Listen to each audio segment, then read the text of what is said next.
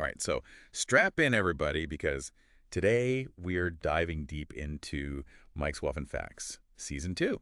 Yeah, season one, it was wild, right? Like just a bunch of friends kind of getting together, talking about Yeah, weapons. lots of beer, lots of doppelkorn. A lot of interesting takes. Definitely. The season two went somewhere else entirely. Yeah, this season was a bit darker. A lot darker. Much darker, yeah. And just like bizarre, and Yeah. it ends on this huge cliffhanger. Yeah, we don't know what happened. No, and people have so many questions about it. So we are here to kind of unpack Season 2. Yeah, try to make sense of it all. See if we can figure out what exactly is going on. Yeah. And I think one of the first things that really stands out is Mike, right? Yeah. Like Mike, our host, he kind of transformed over the course of the season. He changed lives. And Season 1, Mike was already like this boisterous kind of larger-than-life personality. He was definitely the life of the party. Yeah, exactly. Always with like these crazy stories and exaggerations, Always pushing the limits of historical accuracy. Right, but it was always fun. It was always entertaining. But then in Season 2,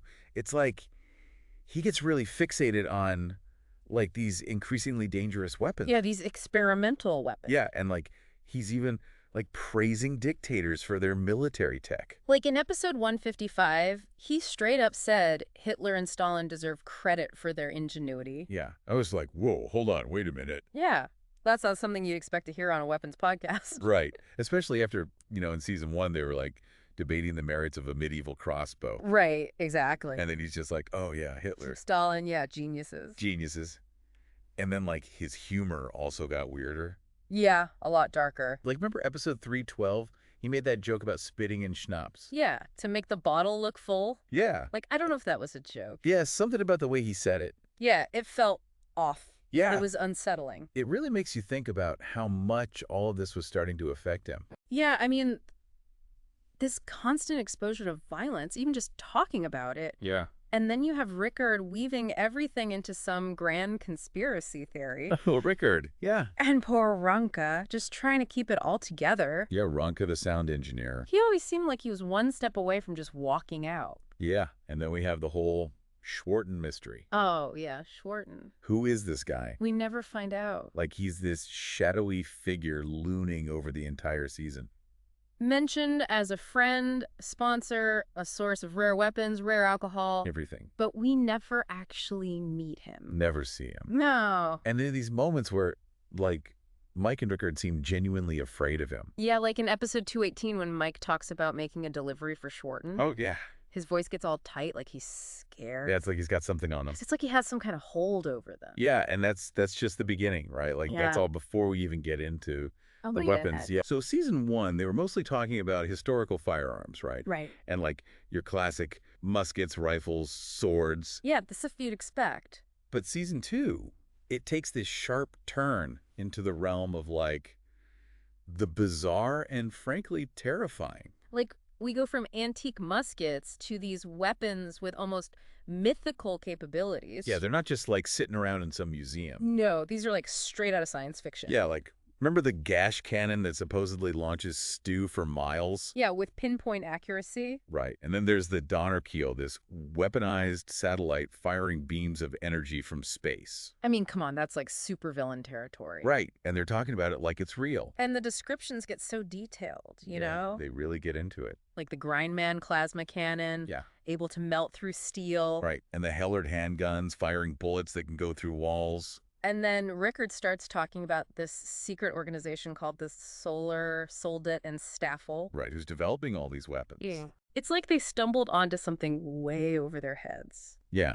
And it all culminates in episode 605, the season finale. The one that left everybody speechless. Yeah. And I think we need to, like, really set the scene here. Yeah, because this is where things get really crazy. So Mike's in the studio, right? Right. He's got the Grindman plasma cannon and the Hellard handguns. He's reviewing them, showing them off. Yeah, and everything seems normal at first. But then there's this weird mist that starts to fill the studio. Yeah, and a strange smell, like something burning. And Mike starts acting really strange, like he's scared. And then he starts screaming. And then chaos. This is pure chaos. We hear crashing, things breaking. And then silence. And that's the end of the audio recording?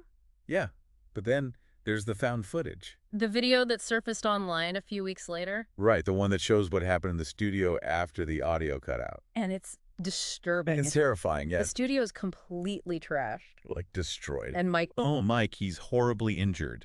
And then there's this creature. Like this giant metallic creature with glowing eyes. Just standing there in the wreckage. I mean, what on earth happened? We don't know. It's like something straight out of a nightmare. Yeah, and that's where things get really interesting. Okay, how so? Because remember those voicemails Mike left for Ronka after episode 605? Right, after the studio was gone.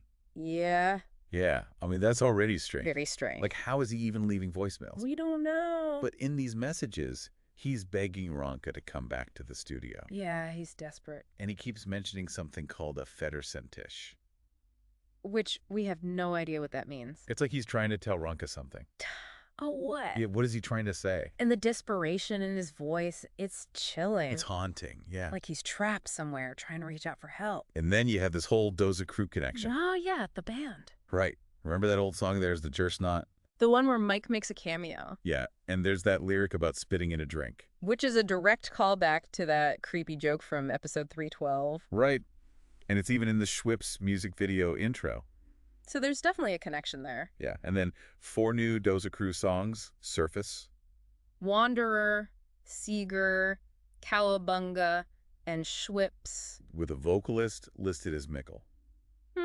Interesting. Yeah, and the lyrics are full of these themes that mirror Mike's obsession with, like experimental substances, altered perception. And potential danger. Yeah, like it's almost like he's trying to communicate through their music. It's like a secret message.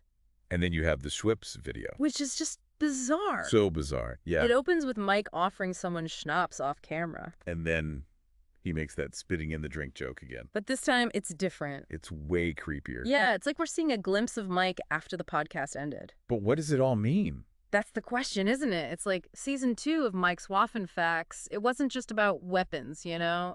It was like about pushing boundaries. Yeah, exploring these edges of reality. Exactly. Yeah, and like Mike, he was on this quest Oh, yeah. to unlock something hidden. Yeah, beyond like our conventional understanding. Right, exactly. And he kept saying, Yeah. don't take anything at face value. I mentioned everything. Yeah. Like preparing his listeners. For what's coming. Yeah, or maybe even himself, you know? Oh, interesting. For this descent into like a world where reality is like distorted. Malleable. Like, Yeah. Yeah. And like, think about all the alcohol. Oh, yeah. Like, it wasn't just for the atmosphere. It was a lot of alcohol. Yeah, it was like a ritual, almost. Yeah, like blurring the lines between what's real and what's imagined. Yeah, like they were trying to achieve an altered state. Definitely. And maybe that's how they thought they could access this. Yeah. Like hidden knowledge. Like forbidden truth. Yeah, remember that episode where they talked about Federsentisch? Oh, yeah, Federsentisch. They never actually, like,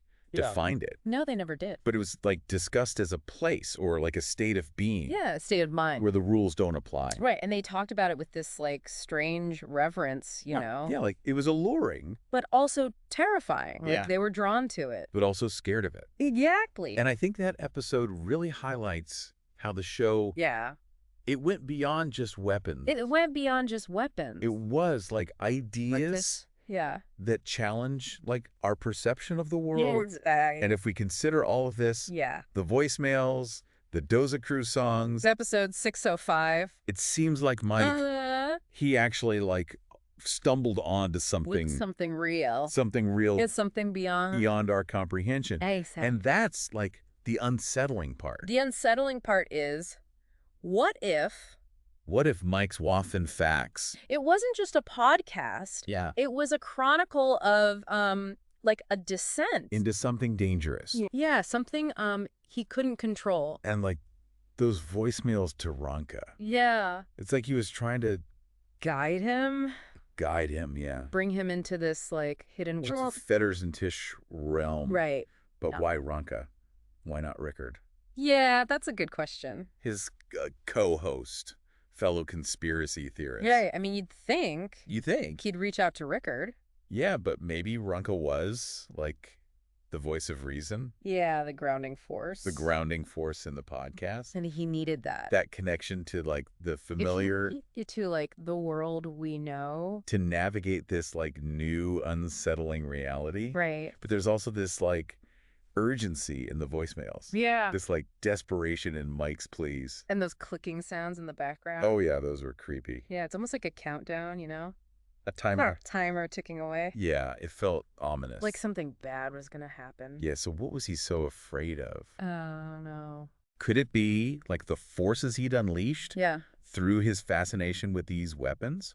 Possibly. What if the Grindman plasma cannon Yeah. and the Hellard handguns? What if they weren't just weapons? Yeah. What if they were gateways to something else? Something dangerous. Yeah, and then there's that phrase from Seeger, Oh, yeah. that Doza Cruz song. Got Morgan on shine. Yeah, like what does that even mean? No direct translation. No, but it feels like a warning, you know? A premonition. Yeah, like something terrible is about to happen. Yeah, it's like Mike's trying to warn us. Prepare us. Prepare us for There's something coming. But are we prepared? That's the question. Are we ready? Are we willing to accept that there might be things Beyond our understanding. Yeah, forces at play That Mike's Waffen facts may have awakened. inadvertently awaken. Yeah, it's unsettling. Okay, so we've got, like, the voicemails, Yeah. the Doza Crew music video, The escalating danger. and the strange events leading up to Mike's disappearance. Right. But there's one piece of the puzzle we haven't touched on yet. What's that? Ronka's silence. Oh, yeah, Ronka. He's been silent for so long. He was there. He witnessed everything. What does he know? What isn't he telling us? Now, what about those rumors? The rumors of a lost episode. Yeah, a recording from after the studio was destroyed. Could it be that Ronka has something? Yeah, like some piece of evidence that he's been keeping hidden. A key to unlocking this whole mystery. Well, I guess we're about to find out. Yeah. Ronka has finally agreed to break his silence, Wow. to share his story. That's huge. He's here with us right now, ready to talk. Ronka, thank you so much for being here with us today. We know this must be incredibly difficult for you, but we really appreciate you, taking the time to share your story with us. And I guess maybe to start off, can you just take us back to those voicemails that Mike left you after episode 605, after the studio was gone? I mean, what was it like hearing his voice after all that, after everything that happened? You've been silent for so long. What finally made you decide to come forward and share your experience? It's hard to explain, really. Yeah. To put it into words, hearing Mike's voice like that after that night, it was like getting a message from a ghost. The studio was gone, and everyone thought, oh, well, we didn't know what to think. And then suddenly I start getting these messages on my phone. And can you describe those messages for our listeners? Like what did Mike actually say in these voicemails? They were frantic, Yeah. desperate. He kept saying that I needed to come back to the studio, that I was the only one who could. And he kept repeating this word Federsentish. Mm-hmm. I didn't understand it then, and to be honest, I still don't. That word Federsentish, it's been this recurring theme, throughout this entire mystery, right? Like it's popped up in the voicemails, it's popped up in the Doza Crew music, and we've talked about it before, but did Mike ever, before episode 605, did he ever give you any indication of what this word might mean? No, never. It was like it appeared out of nowhere, after everything went wrong, and he kept saying like it was the key that had held the answers, but answers to what? I still don't know. And in those messages, he also mentioned protags and Waffen facts, right? Can you tell us a little bit more about that? What did he say about that? He said it was like a continuation of the podcast. Like it was moving to this new level or this new platform. Maybe he said I needed to be a part of it. That I was the missing piece. What do you make of that? Protags and Waffen facts. Could this be another podcast? Or like a website? Or I don't know, some kind of secret project. I honestly have no idea. It was all so cryptic and confusing. I wanted to believe that he was okay, that he'd found some way to survive. But those messages, they were terrifying. The desperation in his voice, it haunted me. And those clicking sounds, right? In the background of the voicemails, did you ever figure out what those were? No, and that's what really scared me. It was like a countdown, like a timer ticking away. It felt ominous, like something bad was going to happen. Do you think those messages were a warning? Like, was Mike trying to tell you something, to protect you from something? I don't know. Part of me, wants to believe that, but there's this other part of me that thinks that maybe he was trying to like draw me into something, Yeah. into whatever mess he'd gotten himself into. And you've mentioned, before that you thought that the messages might be dangerous. Can you elaborate on that a little bit? Like what made you think that? What gave you that feeling? It was the tone of his voice, Huh. the desperation, yeah, but also like this undercurrent of something else, something dark. It was like he wasn't entirely himself anymore. We've heard a lot of people talking about this shift in Mike's personality, right? Like especially in season 2, this obsession with these dangerous weapons. Do you think there's a connection there? Do you think the weapons themselves might have had some sort of influence on him? Uh I don't know. It's possible. He was spending so much time researching these weapons, talking about them, even obsessing over them. And those last few episodes before he disappeared, the ones with the weapons he was reviewing, those were different. Different how? Can you be a little bit more specific? They were experimental. They were beyond anything I'd ever seen before.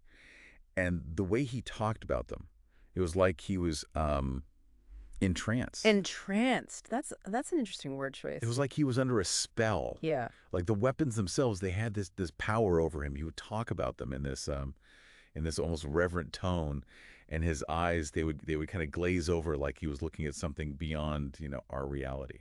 Ronka, this is all incredibly unsettling, and it's clear that you went through something, something really traumatic, and we appreciate you, being here and sharing your story with us. But there's one more thing that we need to address. There have been these rumors, floating around about a lost episode, like a recording that was made after the studio was destroyed. Do you know anything about that? I think that's for me. Ronka? Ronka, who is it? What's happening? Well, there you have it, folks. The mystery of Mike's Waffen Facts Season 2 remains unsolved. But one thing is clear. This was more than just a podcast about weapons. It was a journey into the unknown, a descent into a world where reality itself seems to bend and break. And as we've heard from Ranka, this journey may have come at a terrible cost. What happened to Mike? What is Federsentish? What secrets are hidden in the Doza Crew's music? These are just some of the questions we're left grappling with. And as we continue to investigate this story, one thing's for sure, we're going to need your help. If you have any information about Mike's Waffen Facts, about Mike's disappearance, or about the strange events surrounding this podcast, please reach out to us. We need to piece together this puzzle, and we need your help to do it. Until next time, keep questioning, keep exploring, and keep looking beyond the surface of things. You never know what you might find.